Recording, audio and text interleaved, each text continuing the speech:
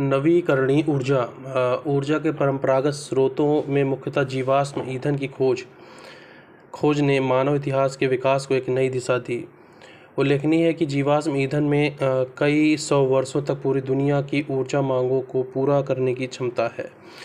इसने 20वीं शताब्दी में हुई औद्योगिक क्रांति में भी एक महत्वपूर्ण भूमिका अदा की, परंतु दुनिया भर में इसकी अत्यधिक खपत ने कई चुनौतियों को जन्म भी दिया, जिसके कारण दुनिया इसके प्रतिस्थापन के बारे में सोचने को मजबूर हो गई। 1970 के दशक में पर्यावरणविदों ने जीवाश्म ईंधन से हमारी निर्भरता को कम करने और उसके प्रतिस्थापन के रूप में नवीकरणीय ऊर्जा को बढ़ावा देना शुरू किया। 21वीं सदी की शुरुआत में दुनिया की ऊर्जा खपत का 20% नवीकरणीय ऊर्जा से प्राप्त होने लगा था।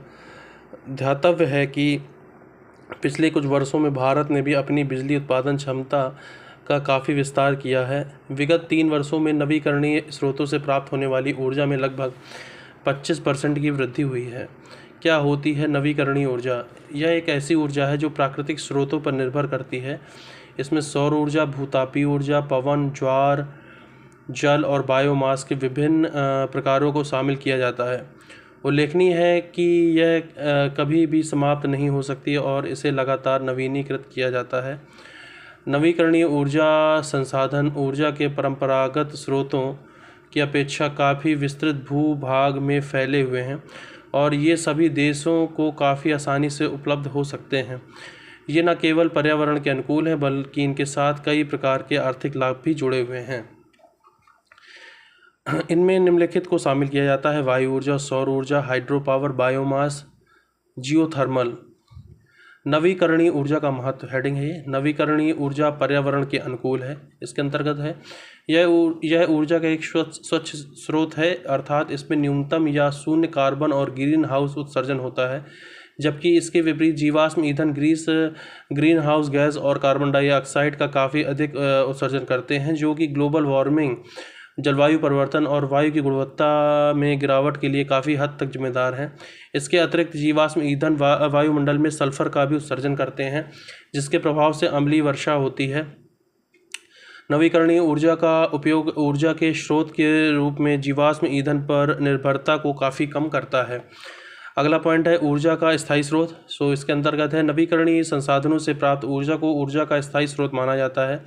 इसका तात्पर्य यह है कि वह कभी भी समाप्त नहीं होते, या कह सकते हैं कि उनके खत्म होने की संभावना लगभग शून्य होती है। वहीं दूसरी ओर जीवाश्म ईंधन, तेल, गैस और कोयला जैसे ऊर्जा के स्रोतों को सीमित संसाधन माना जाता है। इस बात की प्रबल संभावना होती है कि वे भविष्य में समाप्त हो जाएंगे।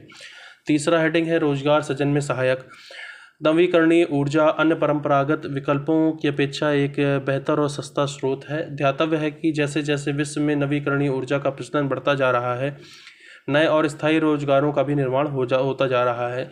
उदाहरण के लिए जर्मनी और ब्रिटेन जैसे देशों में नवीकरणीय ऊर्जा के प्रयोग को प्रोत्साहन देने के लिए कई नए रोजगारों का सृजन हुआ है। नेक्स्ट पॉइंट है वैश्विक स्तर पर ऊर्जा की कीमतों में स्थिरता। नवीकरणीय ऊर्जा को प्रोत्साहन दिए जाने से दुनिया के कई देशों में इसका काफ़ी बढ़ चढ़कर प्रयोग हो रहा है, जिसके कारण वैश्विक स्तर पर ऊर्जा की कीमतों में काफ़ी स्थिरता आई है। नेक्स्ट पॉइंट है सार्वजनिक स्वास्थ्य को बढ़ावा। कई अध्ययनों से में यह सामने आया है कि नवीकरणीय ऊर्जा और लोगों के स्वास्थ्य में सीधा संबंध होता है, और सरकारें ऊर्जा के नवीकरणीय स्रोतों संसाधनों पर जो भी निवेश करती हैं, उसका स्पष्ट प्रभाव आम लोगों के स्वास्थ्य स्तर में देखने को मिलता है। ध्यातव्य है कि जीवाश्म ईंधन द्वारा उत्सर्जित ग्रीन हाउस कार्बन और सल्फर आदि मानव स्वास्थ्य के लिए काफ़ी हानिकारक होते हैं। प्रतिस्थापन की आवश्यकता क्यों, इस पर थोड़ा सा बात कर लेते हैं। यद्यपि तेल, प्राकृतिक गैस और कोयला काफ़ी मात्रा में पाए जाते हैं, परंतु जिस खतरनाक दर से इनका उपभोग किया जा रहा है, उससे यह स्पष्ट है कि एक दिन वे अवश्य ही खत्म हो जाएंगे। इसके अतिरिक्त इन्हें अल्पकाल में पुनः प्राप्त करना भी संभव नहीं है, क्योंकि इस प्रक्रिया में लाखों वर्षों से भी अधिक समय लगता है। जीवाश्म ईंधन से ग्रीन हाउस गैसों जैसे मीथेन और कार्बन डाइऑक्साइड आदि का उत्सर्जन होता है, जो ओजोन परत को नुकसान पहुंचाने में सक्षम है।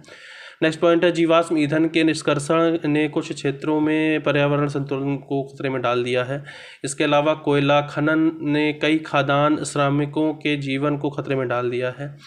वर्तमान में जीवाश्म ईंधन का निष्कर्षण भी काफ़ी महंगा हो गया है, जिसके कारण उनकी कीमतों पर काफ़ी असर पड़ा है। जीवाश्म ईंधन का परिवहन काफ़ी जोखिमपूर्ण माना जाता है, क्योंकि इनके रिसाव में गंभीर खतरे पैदा हो सकते हैं। ये ग्लोबल वार्मिंग में काफ़ी ज़्यादा योगदान देते हैं। भारत में नवीकरणीय ऊर्जा की स्थिति क्या है? स्वच्छ पृथ्वी के प्रति जिम्मेदारी को ध्यान में रखते हुए भारत ने संकल्प लिया है कि वर्ष 2030 तक बिजली उत्पादन की हमारी 40% स्थापित क्षमता ऊर्जा के स्वच्छ स्रोतों पर आधारित होगी। ठीक है। भारत में जो नवीकरणीय ऊर्जा की स्थिति क्या है, इसमें कुछ पॉइंट है कि जैसे स्वच्छ पृथ्वी के प्रति जिम्मेदारी को ध्यान में रखते हुए भारत ने संकल्प लिया है कि वर्ष 2030 तक बिजली उत्पादन की हमारी 40% स्थापित क्षमता ऊर्जा के स्वच्छ स्रोतों पर आधारित होगी। साथ ही यह भी निर्धारित किया गया है कि वर्ष 2022 तक 175 गीगावाट नवीकरणीय ऊर्जा क्षमता स्थापित की जाएगी। इसमें सौर ऊर्जा से 100 गीगावाट, पवन ऊर्जा से 60 गीगावाट, बायो पावर से 10 गीगावाट और छोटी पन बिजली परियोजनाओं से 5 गीगावाट क्षमता प्राप्त करना शामिल है। इस महत्वाकांक्षी लक्ष्य को हासिल करने के साथ ही भारत विश्व के सबसे बड़े स्वच्छ ऊर्जा उत्पादकों की कतार में शामिल हो जाएगा, यहाँ तक कि वह कई विकसित देशों में से भी आगे निकल जाएगा।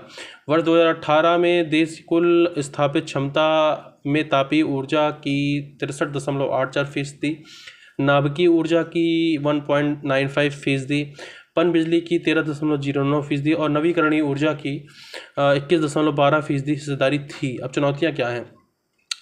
जीवाश्म ईंधन की अपेक्षा नवीकरणीय संसाधनों से अधिक मात्रा में ऊर्जा उत्पन्न करना अभी भी एक बड़ी चुनौती बनी हुई है।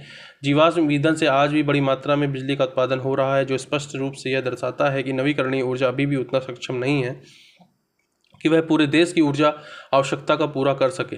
नवीकरणीय संसाधनों से ऊर्जा उत्पादन पूर्णतः मौसम जलवायु पर निर्भर करता है। यदि मौसम ऊर्जा उत्पादन के अनुकूल नहीं होगा तो हम आवश्यकता अनुसार ऊर्जा उत्पादन नहीं कर पाएंगे। नवीकरणीय ऊर्जा प्रौद्योगिकियाँ बाजार में अभी भी काफ़ी नई हैं, जिस कारण उनके पास आवश्यक दक्षता की कमी है। नवीकरणीय ऊर्जा को बढ़ावा देने हेतु सरकारी प्रयास, जैसे जवाहरलाल नेहरू राष्ट्रीय सौर मिशन। इस मिशन की शुरुआत 11 जनवरी 2010 को भारत के तत्कालीन प्रधानमंत्री द्वारा की गई। इस मिशन के तहत 2022 तक 20,000 मेगावाट ग्रिड से जुड़ी और ऊर्जा के उत्पादन का महत्वाकांक्षी लक्ष्य निर्धारित किया गया था। वर्ष 2015 में भारत सरकार ने वर्ष 2022 तक भारत की सौर ऊर्जा क्षमता लक्ष्य को 5 गुना तक बढ़ाने के लिए अपनी स्वीकृति दी, जो कि 1,000 मेगावाट हो गया है। नंबर 2, राष्ट्रीय बायोगैस और खाद्य प्रबंधन कार्यक्रम। राष्ट्रीय बायोगैस और खाद्य प्रबंधन कार्यक्रम का एक केंद्रीय क्षेत्रक योजना है। इसके तहत देश के ग्रामीण और अर्ध सरकारी क्षेत्र के घरों में खाना पकाने के ईंधन और प्रकाश के स्रोतों के रूप में बायोगैस को प्रोत्साहित करने के लिए एक बायोगैस संयंत्र की स्थापना का प्रावधान किया गया है। किसके अंतर्गत? राष्ट्रीय बायोगैस और खाद्य प्रबंधन कार्यक्रम के अंतर्गत। तीसरा आपका है एक योजना सूर्य मित्र कार्यक्रम। इस कार्यक्रम की शुरुआत नवीन और नवीकरणीय ऊर्जा मंत्रालय के तहत आने वाले राष्ट्रीय सौर ऊर्जा संस्थान द्वारा की गई थी। इस कार्यक्रम का उद्देश्य राष्ट्रीय और अंतर्राष्ट्रीय स्तर पर सौर ऊर्जा के क्षेत्र में उत्पन्न हो रहे नए अवसरों को देखते हुए इन क्षेत्रों में युवाओं को कौशल प्रदान करना है। सूर्य मित्र कार्यक्रम युवाओं को सौर ऊर्जा क्षेत्र में नए उद्यमी बनने के लिए भी तैयार करता है। अगला है सौर ऋण कार्यक्रम। इस कार्यक्रम की शुरुआत वर्ष 2003 में हुई और मात्र 3 वर्षों में लगभग 16,000 से अधिक सोलर सिस्टम को 2,000 बैंक शाखाओं के माध्यम से वित्त पोषित किया गया। इस कार्यक्रम ने विशेष रूप से दक्षिण भारत के उन ग्रामीण क्षेत्रों में कार्य किया जहां तक बिजली नहीं पहुंचती थी। अब आगे क्या किया जाना चाहिए? उल्लेखनीय है कि एक थर्मल प्लांट की प्रति मेगावाट औसत लागत सौर संयंत्र की तुलना में लगभग 25% कम है। थर्मल प्लांट विशाल क्षमता के होते हैं और एक थर्मल प्लांट औसतन 18 सौर या प्लांट के समान ही बिजली उत्पन्न करता है। इसलिए गैर जीवाश्म स्वच्छ ऊर्जा की ओर बढ़ने हेतु भविष्य में बड़े सौर और पवन संयंत्रों का निर्माण किया जाना आवश्यक है, ताकि वे थर्मल प्लांट के समान कार्य कर सकें। आंकड़े दर्शाते हैं कि बीते 2 दशकों में कुल उत्पादन क्षमता का 63% निजी क्षेत्रों से आया है। अतः यह स्पष्ट है कि यदि देश में नवीकरणीय ऊर्जा को बढ़ावा देना है तो निजी क्षेत्र को निवेश हेतु अधिक से अधिक प्रेरित करना होगा।